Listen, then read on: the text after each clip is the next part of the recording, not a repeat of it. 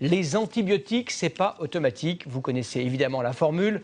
Pourtant, malgré les mises en garde, nous continuons à les utiliser beaucoup trop souvent, ce qui a pour effet de rendre les bactéries de plus en plus résistantes.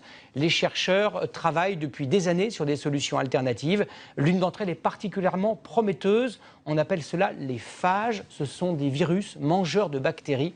Chez certains malades, les résultats sont spectaculaires. Reportage de Corinne Nalot et Thierry Hackett. Caroline Lemaire est une miraculée. Elle a échappé de peu à l'amputation d'une jambe. Lors d'une opération au pied, elle avait en effet contracté un staphylocoque doré, une bactérie résistante aux antibiotiques. Quand vous allez dans ces centres d'amputés et qu'on vous explique qu'on vous ampute à 12 cm sous le genou, on vous présente une prothèse, on vous la met dans vos mains, c'est... En désespoir de cause, elle essaye un traitement innovant, la phagothérapie. Autrement dit, la guérison par les phages.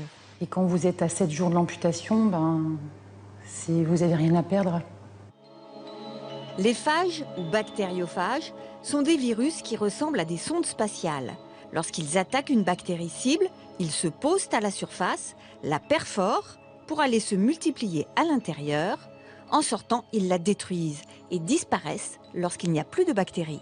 En mettant les phages, les bactériophages, tous les jours en faisant le pansement, en fait, on mettait simplement quelques gouttes sur la plaie. Et au fur et à mesure des jours, je voyais la plaie qui était de plus en plus belle. Et puis ça a été miraculeux, mirifique, extraordinaire. Le docteur Dublanchet, qui a guéri Caroline, est le spécialiste des bactériophages en France. Pourquoi il s'agit d'un médicament intelligent? Tout simplement parce qu'il cible très précisément la bactérie que l'on veut éliminer d'un foyer infectieux, qu'il se multiplie localement et qu'il disparaîtra, il sera éliminé quand l'infection sera maîtrisée. Les phages peuvent aussi aider à lutter contre la mucoviscidose. Alors avant, je faisais une cure d'antibiotiques par intraveineuse tous les 3 mois à peu près. Et aujourd'hui, disons que j'ai réduit ça à une cure d'antibiotiques tous les 2 ans. Voilà, donc c'est ce qui change quand même radicalement la donne. Paradoxe, ce patient doit faire venir ses produits des pays de l'Est, car en France, ils ne sont pas autorisés. C'est pourtant bien un Français, Félix Derel, qui avait découvert leur pouvoir de guérison dans les années 20. Il serait temps que les autorités prennent en compte cet enjeu important des bactériophages et fassent bouger les choses.